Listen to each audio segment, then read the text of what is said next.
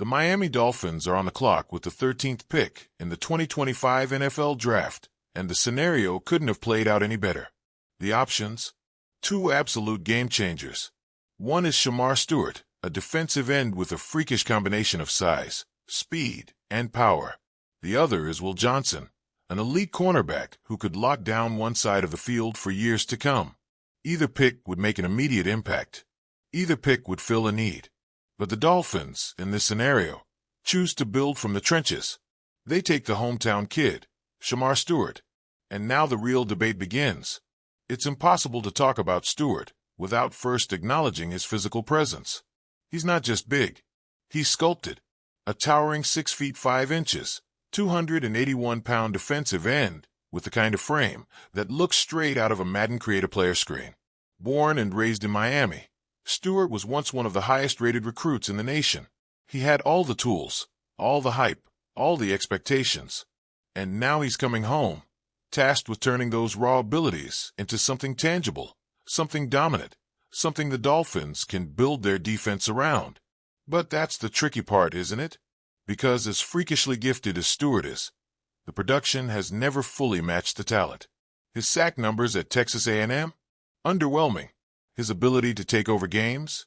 Inconsistent. There are moments, flashes, where he looks like the best player on the field. And then there are stretches where he disappears, where he's neutralized, where you're left wondering why a player this physically dominant isn't wreaking havoc every single snap. That's the risk. That's the concern. That's the reason why, despite looking like a top 5 talent, Stewart is still sitting there at number 13. Some guys play beyond their physical gifts, squeezing every ounce of talent out of their bodies. Others rely on those gifts, never fully developing the technique and instincts to match. Which one is Shemar Stewart? For the Dolphins, this isn't just about Stewart. This is about what this team needs right now. And what they need is a disruptor, a menace in the trenches, a player who can change the line of scrimmage, force offenses to adjust, make quarterbacks uncomfortable. For years, Miami has tried to build that identity. They've invested in the front seven, added talent, put together a unit that at times has looked dominant. But injuries, inconsistencies, and key departures have kept them from reaching that next level. Christian Wilkins is gone. Bradley Chubb and Jalen Phillips are coming off major injuries. The Dolphins need a new centerpiece for their defensive line, and Stewart has the potential to be that guy.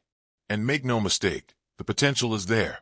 When Stewart gets off the line with a full head of steam, he can collapse the pocket like few others. His first step is explosive.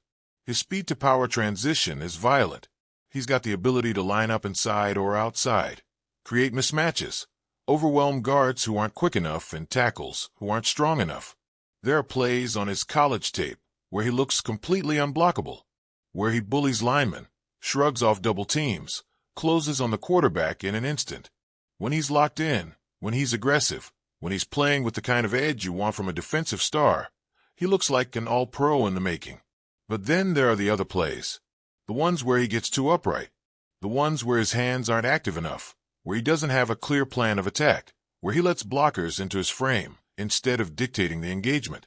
Those are the plays that frustrate scouts, that make evaluators hesitate, that raise the question, if he hasn't fully figured it out by now, will he ever? It's not a matter of effort. It's not a matter of heart. By all accounts, Stewart is a hard worker, a guy who wants to be great. But in the NFL, raw athleticism isn't enough.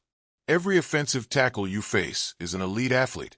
Every guard is strong enough to hold his ground. Every quarterback is trained to navigate pressure. To thrive at the next level, Stewart has to refine his game, develop a pass rush arsenal, learn to use his hands like weapons, become more consistent in his approach. That's the challenge ahead, and the Dolphins are betting they can get him there. Because if they do, this pick could be a turning point for the franchise. Imagine a fully realized Shemar Stewart lining up next to Zach Sealer. Imagine him wrecking pockets, forcing hurried throws, making life miserable for opposing quarterbacks. That's the dream scenario. That's the vision Miami is buying into. Of course, it's a gamble. And when you're picking at number 13, there's always going to be a gamble.